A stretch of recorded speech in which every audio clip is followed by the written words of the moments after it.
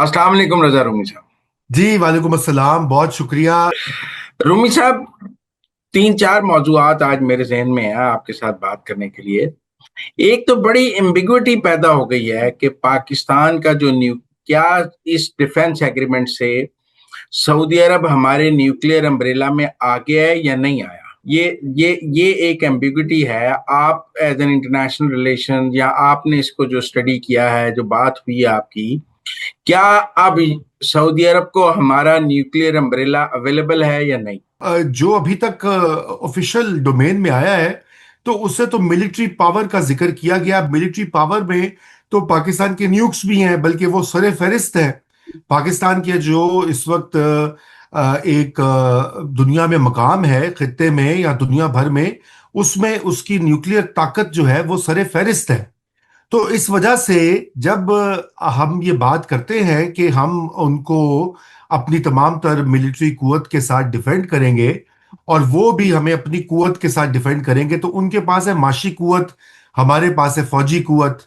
तो ये इन दोनों का आपस में जो मायदा है, उसमें बराह रास्त तो नहीं, लेकिन इनडायरेक्टली न्यूक्लियर अम्ब्रेला बिल्कुल आ जाता है। उसमें कोई दो राय नहीं होनी चाहिए। और ये जो बयान है ख्वाजा आसिफ का, ये सिग्नल भी है, एक सियासी सिग्नल भी है इसराइल के लिए, जिसके लिए आपको मालूम ही है कि उस खत्ते में सऊदी अरेबिया को, कतर को, दीगर ममालिक को वहीं से तो खतरा है कि इसराइल के पास चूंकि न्यूक्लियर वेपन्स है, किसी और को वो बनाने नहीं देता मिडिल ईस्ट में।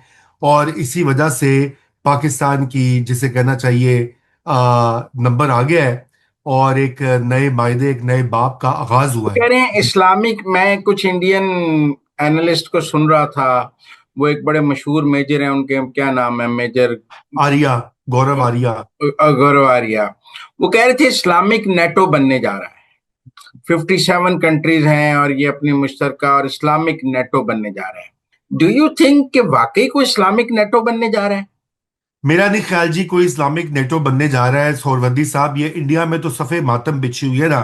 देखिए, बात ये हुई है कि भारत हमसे कई आबादी में कितना बड़ा है, रकबे में कितना बड़ा है, उसकी माशी ताकत कई 10 गुना से भी कहीं कहीं ज्यादा है। 4 ट्रिलियन वो कहते हैं उनकी इकोनॉमी है। उस सब के बावजूद पाकिस्तान ने उनको टफ टाइम दिया। मई में जो हुआ, वो सारी तारीख सबको मालूम है, नाजरीन को भी दोहराने की जरूरत नहीं है। उस वक्त से आपने ये भी देखा कि ना सिर्फ ये कि हमने उनको टफ टाइम दिया, बल्कि दुनिया भर ने इस बात को रिकग्नाइज किया कि पाकिस्तान को लाइटली लेना गलत पॉलिसी थी। अब और अमेरिका ने भी इस चीज का एहसास किया। और यही वजह है कि आप देख रहे हैं कि पाकिस्तान अमेरिका के ताल्लुकात में जो बेहतरी आई है, और जिस जिस डगर पे वो चल निकले, उसमें एक बहुत बड़ी वजह ये ऑपरेशन सिंदूर और ऑपरेशन बनियानुल मरसूस था। क्योंकि नहीं, वहां से, तो आपको इस्लामिक नेटो नहीं लगता। नहीं, इस्लामिक नेटो नहीं नहीं लगता। उसकी वजह ये कि अभी बाकी ये तो सिर्फ वो कह दो रहे हैं मुमालिक। मुल्क लाइन में लग गए हैं हमारे साथ डिफेंस एग्रीमेंट करने के लिए। इतनी लंबी लाइन है, हमें समझ नहीं आ रही किसके साथ करें किसके साथ ना करें। नहीं ऐसी कोई देखिए, सूरत है। नहीं अभी कोई सूरत हाल नहीं। देखिए, इसमें इसमें बहुत सारी, देखिए, एक तो ये कि सऊदी अरेबिया लीडर है गल्फ रियासतों का। तो जाहिर बात है कि इनडायरेक्टली जब आप सऊदी अरेबिया के साथ मायदा करते हैं, तो उसमें कतर, यूएई और जो बहरेन और दीगर ममालिक जो कि सऊदी अरब की तरफ देखते हैं, और उसके सलाह और उसके मशवरे और उसकी सपोर्ट के बगैर कोई कदम नहीं उठाते, तो इनडायरेक्टली तो वो साथ आ ही गए हैं। लेकिन क्या इस्लामिक नेटो बनेगा, इसमें बहुत कबाहतें हैं। इसमें मिस्र भी है, मिस्र के इसराइल से ताल्लुकात हैं, यूएई के इसराइल से ताल्लुकात हैं सिफारती, फिर जॉर्डन ठीक के। है। जी, सभी के हैं, सवाए सऊदी अरेबिया के नहीं है, देखे ना। लेकिन जो पाकिस्तान और सऊदी अरेबिया दोनों के नहीं थे। उन दोनों के नहीं है, और उन दोनों के जो पब्लिक ओपिनियन है, पब्लिक प्रेशर जो है, नहीं तो ये जो अब्राहम अकॉर्ड हुए थे, और ट्रंप ने कितनी बार कहा है सऊदी अरेबिया को, उससे पहले भी बाइडेन के जमाने में भी ये बातचीत चलती रही है दर पर्दा, जो इतलात आई हैं। लेकिन सऊदी अरेबिया में बल्कि मोहम्मद बिन सलमान ने तो एक बार ये कह दिया था कि अगर हम ऐसा कोई काम करेंगे तो हमारी अवाम हमें छोड़ेंगे नहीं। उनका ये रिकॉर्ड पे आप है। अमेरिका में हैं, अमेरिका की नब्ज बताएं हमें, लोगों को समझ नहीं आ रही अमेरिका क्या सोच रहा है। देखिए, अमेरिका के हवाले से तो दो तीन बातें हैं ना। सबसे पहले तो ये कि अमेरिका में अपना खुद ही, जिसे कहते हैं ना, फसाद और फड्डा पड़ा हुआ है। अमेरिका के अंदर सख्त किस्म की सियासी इस वक्त हलचल मौजूद है, पोलराइजेशन है। और सदर ट्रंप जो है वो उसको मैनेज करने में मसरूफ है। पहला तो उनका डोमेस्टिक मसाइल है, उसमें मईशत भी है, उसमें ये टैरिफ लगाना, रोज बदलना। जो आपको याद होगा, जो इमरान खान साहब की पॉलिसियां होती थीं कि रोजाना एक अनाउंस किया, अगले दिन यू टर्न ले लिया। तो अमेरिका में भी इस वक्त ट्रंप का यही सूरत हाल है। और दूसरी इसमें इस वक्त अमेरिका के पास बड़े बड़े मसाइल हैं। एक तो सबसे पहले यूरोप को मैनेज करना, यूक्रेन को मैनेज करना, रूस को मैनेज करना, क्योंकि वो एक ट्रंप का जो है प्रायोरिटी है। वो ये चाहता है कि वो जंग बंदी करवाए यूक्रेन और रूस के दरमियान। नहीं, पर रूस रूमी उस साहब, जी यूरोप तो उनके लिए एक लाइबिलिटी है। उन्हें यूरोप पे पैसे खर्चने पड़ते हैं। आप बात समझें। गल्फ जो है, सऊदी अरब जो है, वो सोने के अंडे देने वाली मुर्गियां हैं। देखिए ना, सोने की अंडा देने वाली एक भी मुर्गी कम हो जाए तो वो खतरे की बात है। तो यूरोप तो लाइबिलिटी है, वो ना अपने दिफा पे पैसे खर्चता है ना किसी चीज पे खर्चता है। तो ये तो एक सोने का अंडा देने वाली मुर्गी परों के नीचे से निकली है, इस पे अमेरिका में कुछ नहीं है। देखिए, अभी अमेरिकी जो ऑफिशियल कोई इसके ऊपर खास रिस्पांस नहीं आया।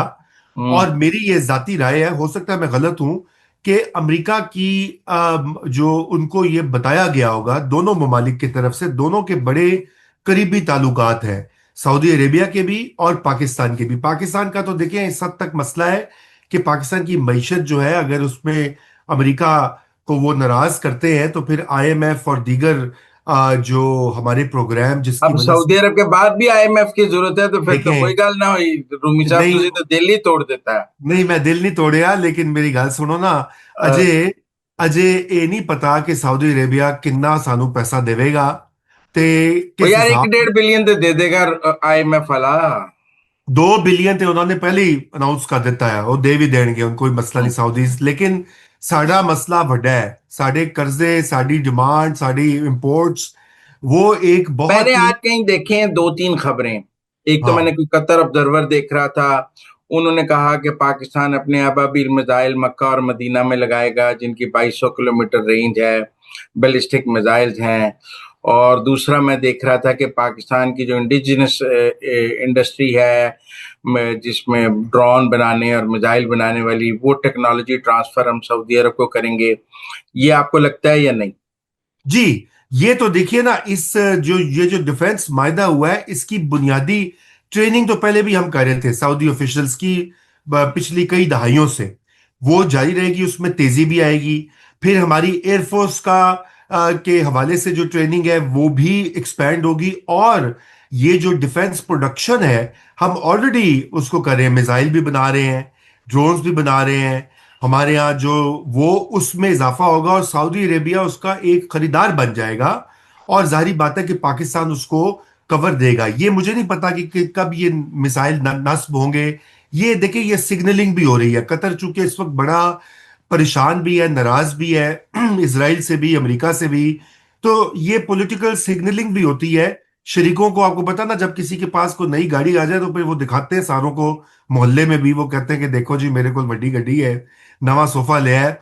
तो वो ये एक सिग्नलिंग भी उस रीजन में की जा रही है कि अब आप ये ना समझे कि आप जब आपका दिल चाहेगा तो आप हम पे हमले करके मिसाइल मारेंगे, क्योंकि अब हमने अपनी डिफेंस जो है, कवर, वो हम उसको एक्सपेंड कर रहे हैं। और पाकिस्तान की जो इसमें शमूलियत होगी मिडिल ईस्ट में, वो एक जाहिर बात है एक बहुत बड़ी गेम चेंजर है। लेकिन इसका यह मतलब नहीं कि अमरीकी बेसिस जो है वो बंद हो जाएंगी, अमेरिकी सिक्योरिटी कवर यकदम नहीं, खत्म क्या हो हम जाएगा। उन्हें यूरेनियम एनरिच करने का तरीका समझा देंगे? मेरे ख्याल से नहीं। उसके वो शायद पाकिस्तान उसमें एहतियात बरतेगा। सच्ची बात तो ये है। और उसकी वजह यह है कि अगर ऐसा होता है तो फिर आपको पता है कि भारत और इस तरह के दीगर ममालिक जो है, इसराइल भी, वो शोर मचाएंगे और वो कहेंगे जी ये पाकिस्तान न्यूक्स एक्सपोर्ट कर रहा है। इससे पहले भी पाकिस्तान पे कई इल्जामात इस तरह के आ चुके हैं, आपको याद होगा, नॉर्थ कोरिया के ये हवाले साठ से। परसेंट तक तो लीगल है ना जी, 60% तक जी, सिखा सकते हैं। 60% सिविल तक न्यूक्लियर तक। जी, 60% तक लीगल है, लेकिन देखिए वो उससे उससे वेपन नहीं बनता ना। वेपन तो बनता है तो कहीं जब 80-90 60% तक सिखा देंगे, आगे वो खुद सीख लेंगे, समझदार लोग।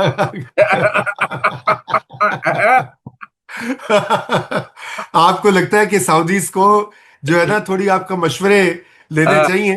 लेकिन ये देखिए, मेरा मेरा जाती, ये मैं आपको राय दे रहा हूँ, मेरे पास इस मामले में कोई मालूमात नहीं है, होती तो मैं जरूर शेयर करता। मेरा ख्याल है कि न्यूक्लियर सिग्नलिंग और पोस्चरिंग जिसे कहा जाता है, वही है। और अब इसराइल 10 बार सोचेगा। अगर उसने सऊदीया पे हमला करना है, ये कह के कि यहाँ पे कोई हमास का बंदा आया हुआ है, पनाह ली हुई है, या छुपा हुआ है, या मिलने आया है। अब उम्रा हज करने तो सारे आते हैं, या इसी तरह कई किसी और कतर में दोबारा कैसा होगा। तो अब इसराइल को कई बार सोचना पड़ेगा। और यही डिटेरेंस होती है। डिटेरेंस ज्यादा अहम होती है सोरवर्दी साहब, हमले से या एक्चुअल वॉरफेयर से। बहुत शुक्रिया रजा रूमी साहब हमारे साथ बात करने का। It was pleasure talking. हम आपको चलिए, बार बार दहमत देते रहेंगे। Thank you. इंशाल्लाह। वेलकम। खुदा हाफिज।